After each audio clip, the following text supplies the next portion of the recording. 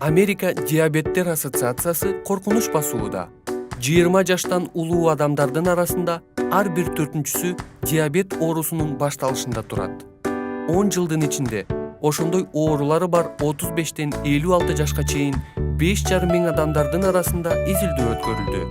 Алар күн сайын ынак дандан жана буудайдан жасалган азык-түлүктөрдү жешкен.